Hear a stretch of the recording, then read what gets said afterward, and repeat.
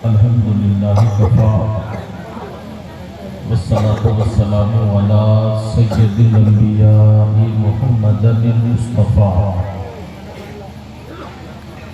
وعلى آلہ واصحابہ الہدی وعلماء ملتہ شہداء محبتہ واہل شریعتہ بررۃ التقیٰ اما بعد فأعوذ باللہ من الشیطان الرجیم بسم اللہ الرحمن الرحیم وَلِلَّهِ عَلَى النَّاسِ حِجُّ الْبَيْتِ مَنِ اسْتَطَاعَ إِلَيْهِ سَبِيلًا آمنت باللہ صدق اللہ العظیم وبلغنا رسولہ النبی الامین المبین المعین الکریم ونحن ولا ذلك لمن الشاہدین والشاکرین والحمد للہ رب العالمین مولانا صلی وسلم دائما ابدا علی حبیبک خیر الخلق کلہم مصطفیٰ جان رحمت پہ لاکھوں سلام شمع بزم ہدایت پہ لاکھوں سلام جس سہانی گھڑی چمکا طیبہ کا چاند اس دل افروز ساعت پہ لاکھوں سلام اور ڈال دی قلب میں عظمت مصطفیٰ سیدی اعلیٰ حضرت پہ لاکھوں سلام اور میرے استاذ ماں باپ بھائی بہن اہل بلد و عشیرت پہ لاکھوں سلام ایک میرا ہی رحمت پہ دعویٰ نہیں شاہ کی ساری امت پہ لاکھوں سلام عقیدت کے ساتھ جی لگا کر آئیے میں اور آپ تمام حضرات مل جل کر پوری ایمانداری کے ساتھ جن کو جو درود شریف یاد ہے با آواز بلند درود شریف پڑھ لیجئے اللہم صلی اللہ سیدنا شفیعنا حبیبنا مولانا محمد بارک صلاۃ و سلام علیکہ یا رسول اللہ صلاۃ و سلام علیکہ یا حبیب اللہ صلی اللہ تعالی علیہ وسلم حضرات عشاء کی اذان ہوئی ہے اور آج کے جلسے کا آغاز ہوا ہے اس وقت سے لے کر اب تک آپ بڑے بڑے صاحبان فکر و فن اپنے معزز مہمان اور میزبان علماء خطباء شعراء سب کو سماعت کر رہے ہیں الحمدللہ سب بڑی بیداری کے ساتھ بہت جوش ولولہ کے ساتھ مائک کے روبرو تشریف لا رہے ہیں اور آپ سبوں کا بہت والہانہ استقبال بھی کر رہے ہیں بہت اچھی طرح سے سب کو سماعت کر رہے ہیں سن رہے ہیں کچھ دیر کے لیے آپ کی خدمت ناز میں ایک چھوٹا سا اسلامیات کا طالب علم حاضر خدمت ہوں آپ نے سنا کہ آج کا یہ پروگرام زیارت حرمین کا یہ جلسہ جس میں 4 بیٹے اپنی ماں کو زیارت حرمین کے لیے عمرہ کرنے کے لیے بھیج رہے ہیں میں اللہ رب العزت کی بارگاہ میں سب سے پہلے دعا کرتا ہوں کہ مولا کریم جو بیٹے اپنی ماں کو عمرہ کرنے کے لیے بھیج رہے ہیں مولا ان بچوں کی کوششوں کو قبول عام فرما لے اور جو عمرہ کرنے جا رہی ہیں اللہ سفر کی تمام تر تکلیفات سے محفوظ رکھتے ہوئے ان کی عمرہ کو مقبول اور مبرور بنا دے حضرات میں آپ کو ہرگز یہ بات نہیں کہوں گا کہ آپ بیدار رہیے آپ سے میری ایک گزارش ہے تھوڑی دیر بھی صحیح آپ توجہ کے ساتھ میری گفتگو سماعت کر لیجئے تھوڑی دیر اگر آپ نے میری گفتگو سماعت کی تو میں سمجھانے کی یہ کوشش کروں گا کہ عمرہ کیا ہے عمرہ کی فضیلت کیا ہے، عمرہ کرنے کے لیے کون لوگ جاتے ہیں اور قیامت تک کون لوگ حج اور عمرہ کرنے جائیں گے۔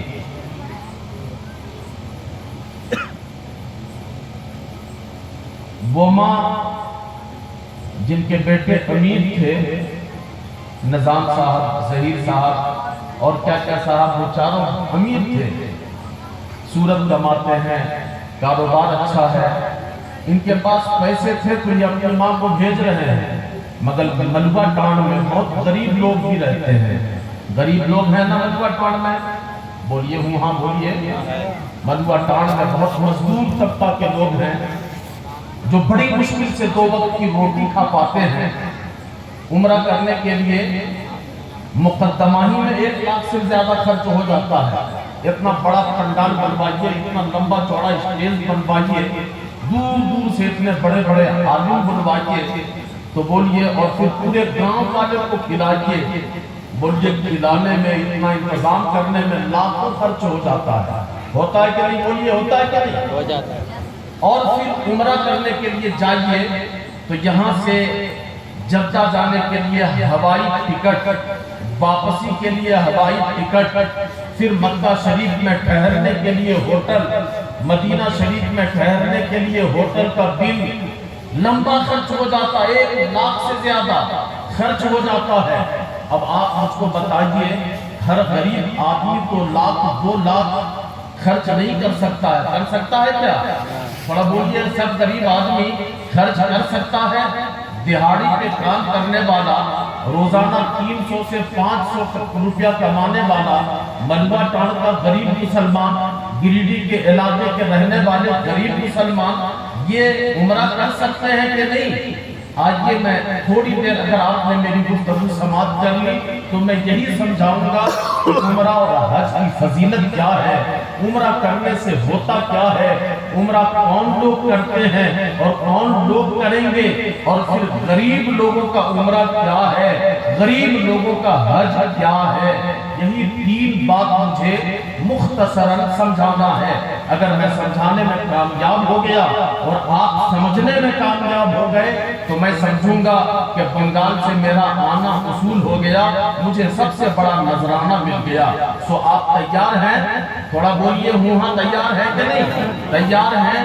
سب سے پہلے مجھے سمجھانا یہ ہے کہ عمرہ کیا ہے، عمرہ کی فضیلت کیا ہے، حج کی فضیلت کیا ہے۔ حج، اللہ رب العزت نے قرآن مقدس میں حج اور عمرہ کے فرضیت کا حکم بیان فرمایا ہے۔ حج صاحب استطاعت پر فرض ہے، عمرہ آدمی کو کرنا چاہیے۔ حج اور عمرہ کی فضیلت یہ ہے، سب سے پہلے تو میں سمجھانے کی کوشش آپ کو کرتا ہوں۔ علماء نے لکھا ہے کہ حضرت آدم علیہ السلام، میرے اور آپ تمام کے بابا، ابو البشر حضرت سیدنا آدم علیہ السلام، حضرت آدم علیہ السلام کی تخلیق اللہ نے جنت میں کی۔ حضرت آدم کہاں بنائے گئے؟ تھوڑا بول لیجئے گا تاکہ آپ کو بات یاد نہ رہے۔ جنت میں آپ کی تخلیق ہوئی۔ جب آپ کی تخلیق ہو گئی، اللہ نے فرمایا کہ آدم، یہ جنت آپ کی ہے، آپ جیسے چاہیں جنت میں رہیں، آپ جو چاہیں جنت کا استعمال کریں، مگر ایک شرط لگا دی کہ آدم آپ دیکھیے، یہ جنت کے نظارے آپ کے لیے ہیں، جنت کی بہاریں آپ کے لیے ہیں، یہ حور و غلمان سب آپ کے لیے ہیں، آپ ان سے مکمل فائدہ اٹھائیے، مگر یہ دیکھیے ایک درخت ہے، آپ اس کے قریب مت جائیے گا۔ مشیت پروردگار تھی، مرضی مولا تھی، حضرت آدم علیہ السلام ایک مقررہ میعاد تک جنت میں ٹھہرے رہے، پھر حضرت آدم علیہ السلام جنت سے زمین پر اتار دیے گئے۔ جب آدم زمین پر اترے، برسوں حضرت آدم علیہ السلام جنت سے اترنے کی وجہ سے روتے رہے۔ جب زمانہ گزر گیا، اللہ تعالیٰ نے حضرت آدم کو فرمایا کہ آدم آپ ایک کام کریں، زمین پر میرا ایک گھر بنائیں۔ حضرت حضرت آدم علیہ السلام کو حکم ہوا، اللہ تعالیٰ نے جب حکم دیا، حضرت آدم نے زمین پر، روئے زمین پر، یہ سب سے پہلا گھر ہے، گھر کیا چیز بولیے؟ گھر، گھر جانتے نا مکان۔ اللہ نے کہا آدم میری عبادت کے لیے میرا ایک گھر آپ بنائیے۔ حضرت آدم علیہ السلام نے روئے زمین پر پہلا گھر بنایا۔ جب اس کی دیواریں مکمل ہو گئی، گھر بن کے تیار ہو گیا، اس کی ساری دیواریں، چھتیں، دروازے بن کے تیار ہو گئے۔ آپ ذرا اندازہ کیجئے اس زمانے میں، آج کے زمانے میں جب کہ سہولیات ہمارے سامنے ہیں، زمانے بھر کے میٹیریل ہمارے سامنے ہیں، بلڈر ہمارے سامنے ہیں، نمونے اور مثالیں ہمارے سامنے ہیں، ایسے زمانے میں بھی مکان بنانا کٹھن ہوتا ہے، ہر کوئی نہیں بنا پاتا ہے۔ مگر آج سے 10,000 برس پہلے جب زمین پر کوئی گھر نہیں تھا، حضرت آدم کو اللہ نے کہا کہ آدم آپ میرا گھر بنائیں۔ حضرت آدم نے گھر بنا کے تیار کر دیا، دروازے بن گئے، دیواریں مکمل ہو گئی، چھت بن گئی۔ جب تیار ہو گیا گھر، حضرت آدم علیہ السلام اس گھر کے دروازے پر، یہ روئے زمین کا پہلا گھر ہے جس کا نام کعبہ ہے۔ کیا نام ہے بولو اس گھر کا؟ کعبہ ہے۔ جب یہ گھر بن کے تیار ہو گیا، کعبہ بن کے تیار ہو گیا، حضرت آدم علیہ السلام اس کے دروازے پر لیٹ گئے، اس انداز میں لیٹے کہ آدم کا سینہ اس گھر کے دروازے پر زمین سے لگ گیا۔ آدم نے دونوں ہاتھ بلند کر کے اس گھر کے دروازے کو پکڑ کے مضبوطی سے پکڑ کے کہا، اے اللہ، یہ گھر آدم نے اپنے لیے نہیں بنایا ہے، یہ گھر آدم نے حوا کے لیے نہیں بنایا ہے، یہ گھر آدم نے اپنی اولاد کے لیے نہیں بنایا ہے، یہ گھر آدم نے اپنے بیٹے کے لیے نہیں بنایا ہے۔ مالک یہ گھر میرا نہیں ہے، یہ گھر آدم کا نہیں ہے، یہ گھر تیرا ہے، یہ تیرے حکم کے مطابق میں نے گھر بنایا۔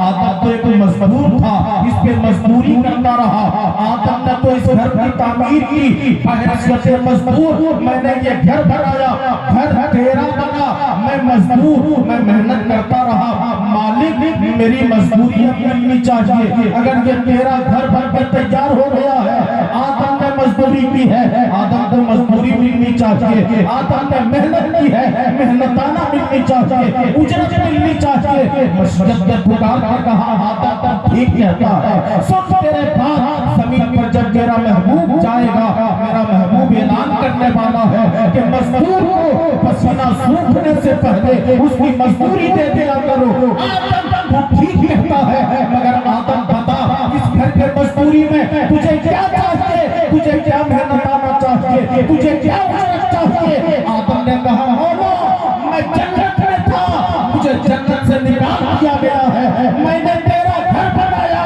آدم کو مزدوری میں دوبارہ جنت چاہیے۔ آواز آئی آدم میں نے تیری دعا قبول کی، کیا اجرت میں تجھے جنت عطا کرتا ہوں؟ آدم نے جھٹ کہا مالک میرے ساتھ میری اولاد زمین پر اتار دی گئی ہے، میرے ساتھ صبح قیامت تک کی میری اولاد، میرے بیٹے اور بیٹیاں بھی جنت سے نکال دی گئی ہے۔ آدم کو مزدوری میں دوبارہ اس کے ہر بیٹے کو، ہر بیٹی کو جنت چاہیے۔ رب نے کہا آدم میرا باپ ہے، صبح قیامت تک تیری اولاد میں جو کوئی بھی اس گھر کو آ کے دیکھ لے گا، اس گھر کا تباہ کر لے گا، اس گھر کا عمرہ کر لے گا، اس گھر کا حج کر لے گا، اس گھر کا زیارت کر لے گا، میں ان سب کو بے حساب۔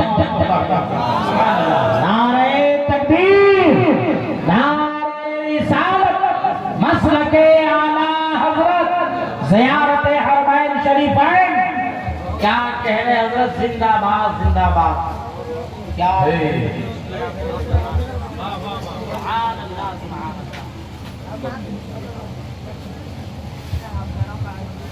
سمجھ آ رہی ہے آپ کو؟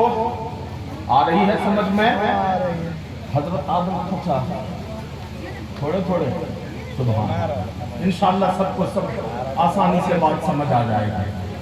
حضرت آدم نے کہا مالک صرف میں جنت سے باہر نہیں ہوا ہوں، میری پشت میں میرے ساتھ قیامت تک میری اولاد جنت سے نکال دی گئی ہے، اس لیے مالک اس گھر کی مزدوری میں میرے ہر بیٹا کو، میری ہر بیٹی کو دوبارہ جنت چاہیے۔ اللہ نے کہا آدم میرا وعدہ ہے قیامت تک آپ کے بیٹوں میں، آپ کی بیٹیوں میں جو کوئی آ کر اس گھر کو دیکھ لے گا، اس گھر کا طواف کر لے گا، اس گھر کی زیارت کر لے گا، اس گھر کا عمرہ کر لے گا، اس گھر کا حج کر لے گا، میرا وعدہ ہے میں ان سب کو بے حساب جنت عطا کر دوں گا۔ سبحان اللہ، جھوم کے بول دو سبحان اللہ۔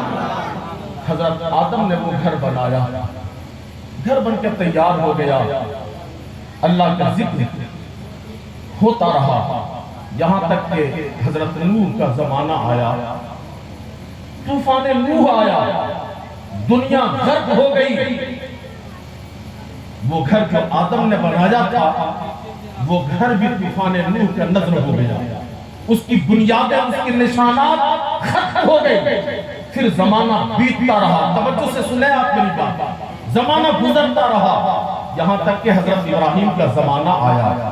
جب حضرت ابراہیم کا زمانہ آیا، دوبارہ یہ شہر جو اجڑ چکا تھا، ویران ہو چکا تھا، دوبارہ یہ شہر آباد ہوا۔ اللہ نے ابراہیم کو پھر حکم دیا، ابراہیم آپ یہاں میری عبادت کے لیے گھر بنائیں۔ تھوڑا بول دیجئے سبحان اللہ۔ اور حضرت ابراہیم کے لیے بھی مسئلہ تھا کہ اللہ کہاں گھر بناؤں، کیسا گھر بناؤں، کس طرح کا بناؤں۔ حضرت ابراہیم سوچ رہے تھے۔ علامہ اسماعیل حقی نے لکھا ہے، اجیاد کے پہاڑی سے ایک لمبا سانپ، کون چیز؟ تھوڑا بولیے کون چیز؟ سانپ، جانتے ہیں بچھو، سانپ، ایک لمبا سانپ نکلا۔ قرآن مقدس میں ہے وہی بوانہ نے ابراہیم۔ جب حضرت ابراہیم پریشان ہو گئے، کہاں گھر بناؤں، کیسا بناؤں، رب کیسا چاہتا ہے۔ علامہ اسماعیل حقی نے اس لفظ کے تفسیر میں لکھا ہے، اجیاد کے پہاڑی سے ایک لمبا سانپ نکلا۔ یہ ایک روایت۔ دوسری روایت یہ ہے کہ ایک گھومتی ہوئی ہوا، کون سی ہوا؟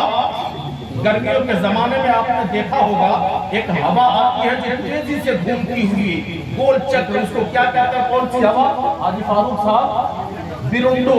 حاجی فاروق صاحب کہہ رہے ہیں اس ہوا کو کہتے ہیں بیرونڈو۔ کیا کہتے ہیں؟ ایسے ہی نام ہے، یہی کہتے ہیں۔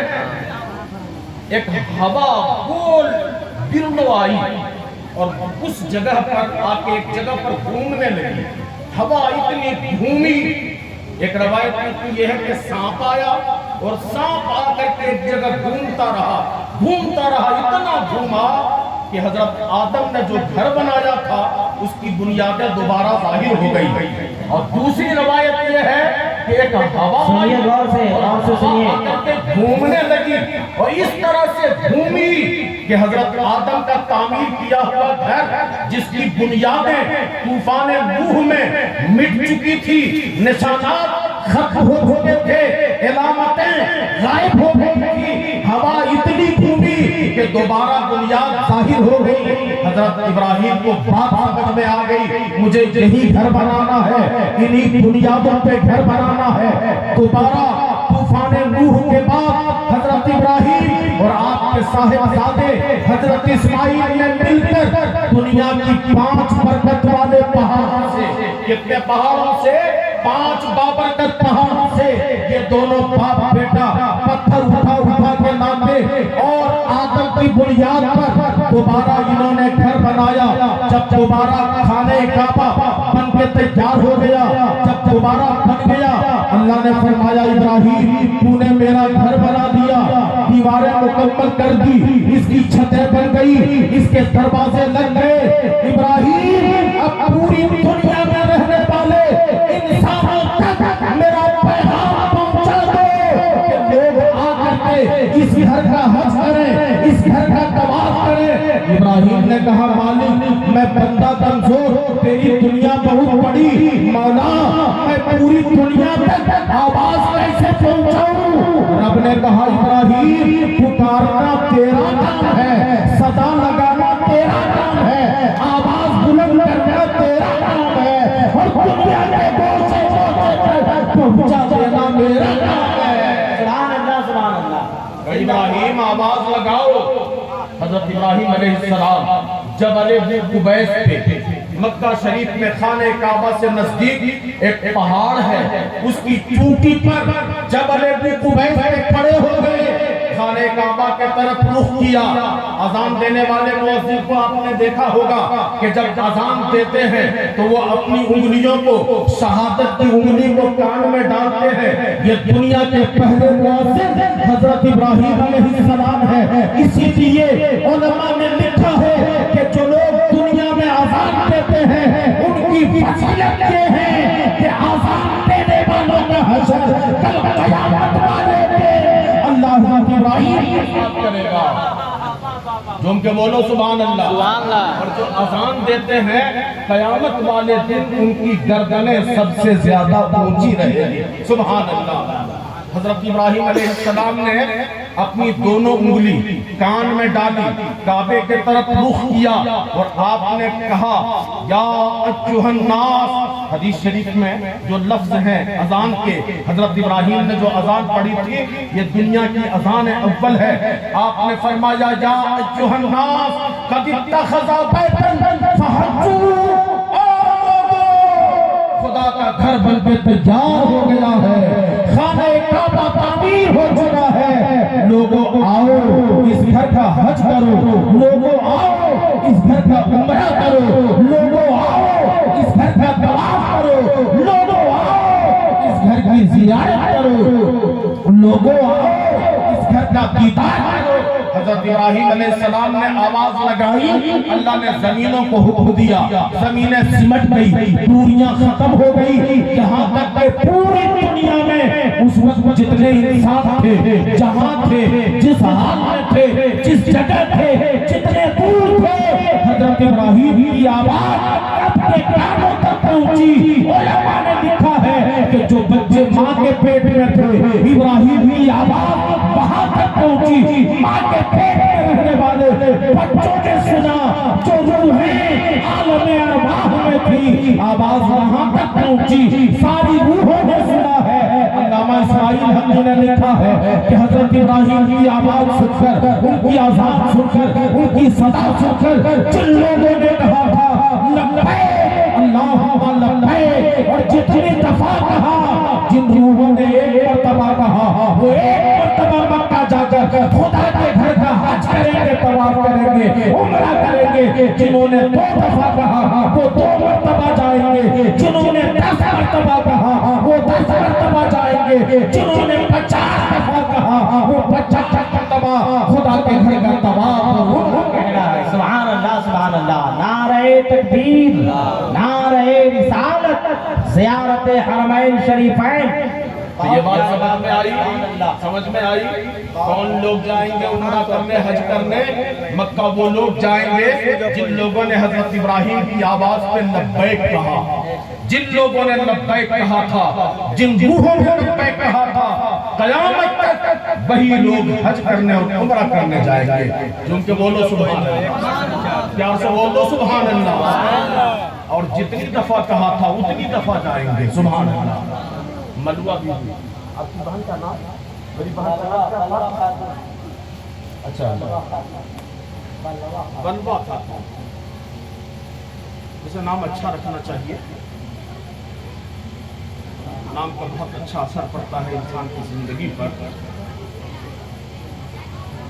آئندہ سے آپ اپنے بچوں بچیوں کا نام اچھا رکھیں۔ اعلیٰ حضرت عظیم البرکت مولانا شاہ امام محمد رضا خان نے احکام شریعت میں باضابطہ طور پر ایک رسالہ لکھا ہے۔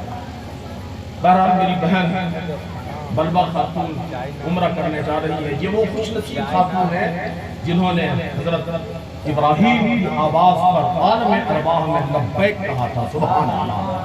جو ان کو بول دیجئے سبحان اللہ۔ تو بات سمجھ میں آگئی، عمرہ کرنے اور حج کرنے، خدا کے گھر خانہ کعبہ کا طواف اور دیدار کرنے کی برکت یہ ہوتی ہے، رب کا وعدہ ہے۔ میرے نبی ارشاد فرماتے ہیں کہ جو آدمی عمرہ کر لیتا ہے، حج کر لیتا ہے، وہ گناہ سے ایسا پاک ہو جاتا ہے جیسے ابھی ماں کے پیٹ سے پیدا ہوا، سبحان اللہ۔ جو ان کے بولو سبحان اللہ۔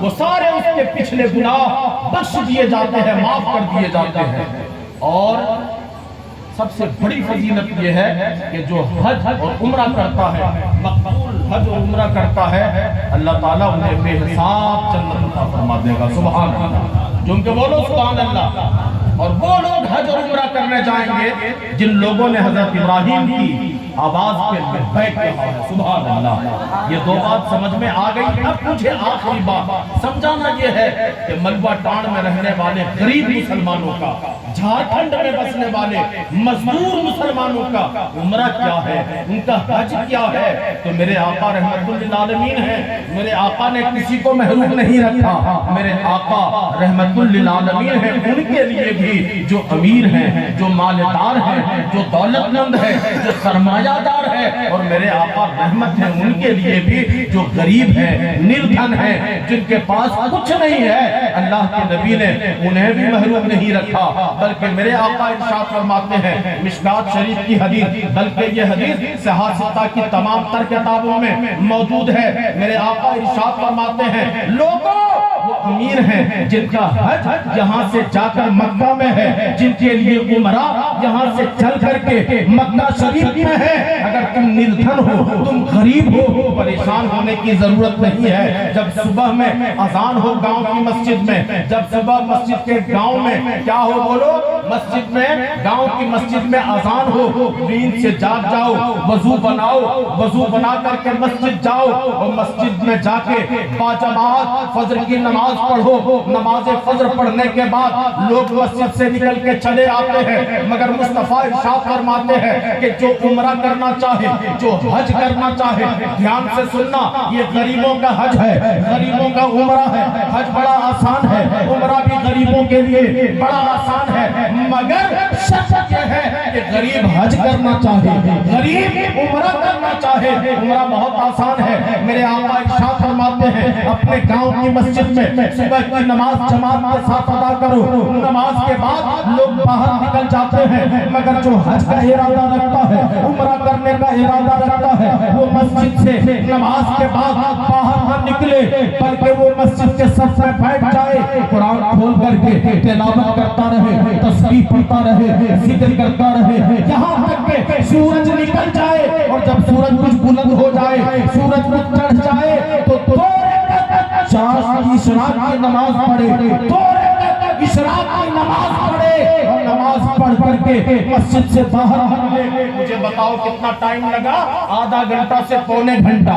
جماعت کے بعد تھوڑی دیر کے بعد ہی سورج نکل جاتا ہے، اتنی دیر بیٹھ کر کے مسجد میں تلاوت کرنا ہے، تسبیح پڑھنا ہے، ذکر کرتے رہنا ہے۔ جب سورج بلند ہو جائے، آقا ارشاد فرماتے ہیں، مشکات شریف کی حدیث میں ہے، میرے آقا ارشاد فرماتے ہیں پھر بندہ 2 رکعت اشراق کی نماز پڑھے، نماز پڑھ کر کے مسجد سے باہر نکلے، میرے آقا فرماتے ہیں کہ جو 2 رکعت اشراق کی نماز پڑھ کے مسجد سے باہر آتا ہے، اللہ اسے ایک مقبول حج کا اور ایک عمرہ کا ثواب عطا کر دیتا ہے۔ سبحان اللہ۔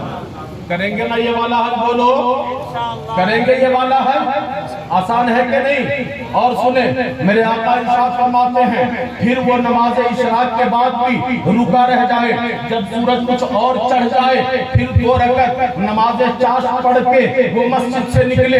جو فجر کے بعد مسجد میں رکا رہے اور سورج نکلنے کے بعد 2 رکعت نماز اشراق اور 2 رکعت نماز چاشت پڑھ کے نکلے، اللہ تعالیٰ اس کو 2 مقبول حج کا اور 2 مقبول عمرہ کا ثواب عطا کر دیتا ہے۔ سبحان اللہ، جن کے بولو سبحان اللہ۔ اچھا، میں جو حدیث سنا رہا تھا صحاح ستہ کی تمام تر کتابوں میں، ترمذی میں، ابو داؤد میں، بخاری میں، مسلم میں، تمام کتابوں میں یہ حدیث موجود۔ میرے آقا ارشاد فرماتے ہیں کہ جو بندہ چاہتا ہے کہ حج کریں، عمرہ کریں، اگر اس کے ماں باپ زندہ ہیں، کون زندہ ہے بولو؟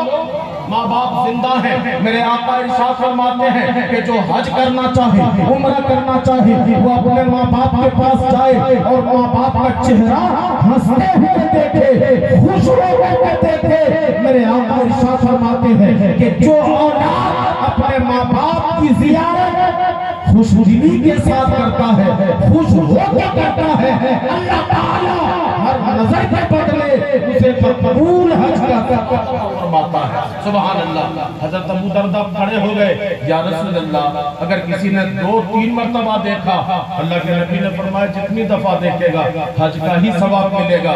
حضرت ابو ہریرہ کہنے لگے, یا رسول اللہ اگر کسی کے پاس کوئی کام ہی نہ ہو, بس وہ بیٹھا رہے, ماں کے سامنے بیٹھا رہے, باپ کے سامنے بیٹھا رہے اور دیکھتا رہے یہاں تک کہ دن بھر میں وہ 100 مرتبہ دیکھے. میرے آقا نے ارشاد فرمایا دریائے رحمت جوش میں ہے. آقا نے فرمایا ابو ہریرہ 100 کی قید نہ لگاؤ, اللہ کے خزانہ میں کسی چیز کی کمی نہیں. اگر بندے نے خوش ہو کر 1000 مرتبہ نظر ڈالا تو اللہ ہر نظر کے بدلے حج ہی کا ثواب عطا فرمائے گا. سبحان اللہ. جن کے بولو سبحان اللہ. حج آسان ہے کہ نہیں؟ کریں گے نا یہ والا حج؟ کریں گے نا یہ والا ہے؟ اگر ماں زندہ ہے, باپ زندہ ہے, اپنے ماں باپ کے چہرے کی زیارت کرو اور خوش دلی کے ساتھ کرو. ہر نظر کے بدلے اللہ حج کا ثواب عطا فرمائے گا. اچھا, آج المیہ بہت بڑا ہے. آج میرے طرح مولوی اسٹیج پر آتا ہے جبہ پبہ لگا کر کے, آج میری طرح مولوی راستے میں, مسجد کے حجرے میں, مدرسہ کے کمرے میں, اور میری طرح مولوی تعویذ لکھنے کے لیے اور وہ بھی جنت کا ٹکٹ بانٹنے کے لیے بیٹھا ہوا ہے. اللہ اللہ, مجھے بتاؤ کم سے کم میں تو کسی کو یہ نہیں کہہ سکتا کہ ایک مرتبہ سبحان اللہ بولو جنت میں چلے جاؤ.